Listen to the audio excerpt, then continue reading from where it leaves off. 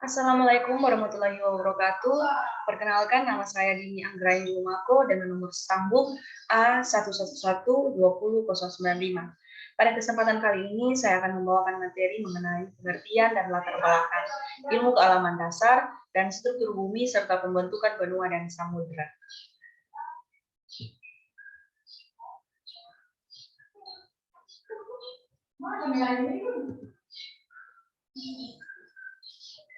Pengertian dan konsep dasar dari ilmu alamiah dasar.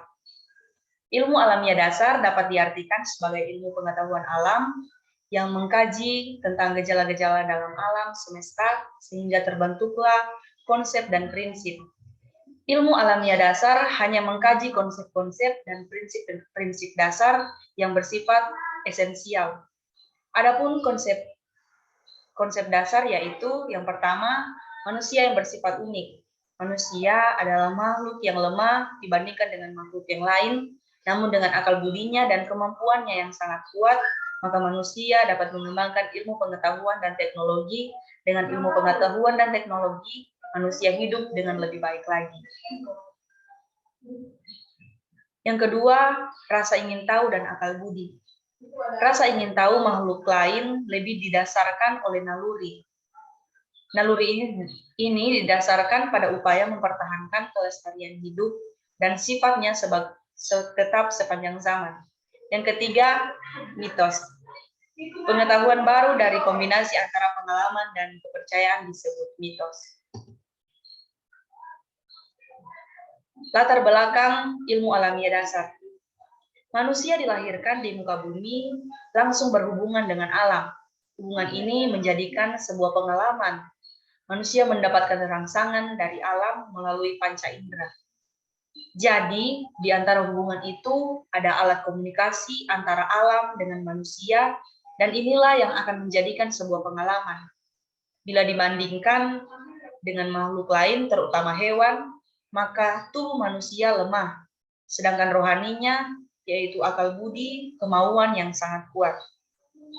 Manusia tidak dapat terbang seperti burung, tidak dapat berenang seperti buaya, tidak dapat mengangkat berat seperti gajah, tetapi dengan akal budi dan kemauannya, manusia dapat menjadi makhluk yang lebih dari makhluk lain.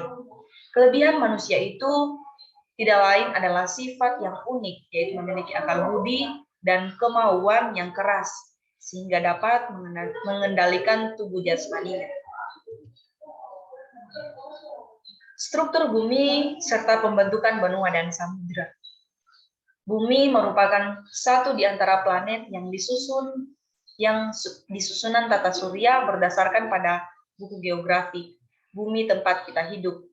Para ahli astronomi dan geologi mengatakan bahwa bumi telah terbentuk 4.500 tahun yang lalu. Terbentuknya bumi didasari oleh penelaan paleontologi dan stratigrafi, suhu per proses pembentukan lapisan bumi setelah terjadi pendinginan terbagi menjadi 3, antara lain yang pertama, tahap saat bumi merupakan planet homogeni atau belum terjadi diferensi dan zonifikasi.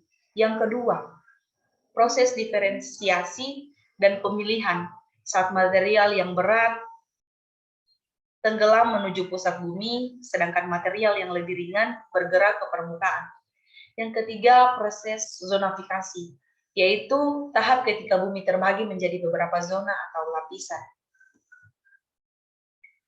Teori terbentuknya benua dan samudra. Yang pertama, teori konstruksi. Teori mengatakan bahwa bumi mulai mengalami pendinginan karena adanya konduksi panas. Yang kedua, teori Lauracio-Gowana. Teori ini mengatakan bahwa awal mula terbentuknya benua karena terdapat 2 benua di kutub, yaitu benua Lauracio dan benua Gowana. Yang ketiga, teori pemekaran samudra. Teori mengatakan bahwa dasar samudra mengalami pemekaran yang berpusat pada igir-igir samudra. Yang keempat, teori lempeng tektonik. Teori ini merupakan penggabungan teori pergeseran benua dan pemekaran samudra serta hipotesis konveksi pada mantel atas. Yang kelima, teori pergeseran benua. Teori ini mengatakan bahwa benua pada mulanya hanya ada satu, yaitu benua Pange. Sekian yang dapat saya sampaikan.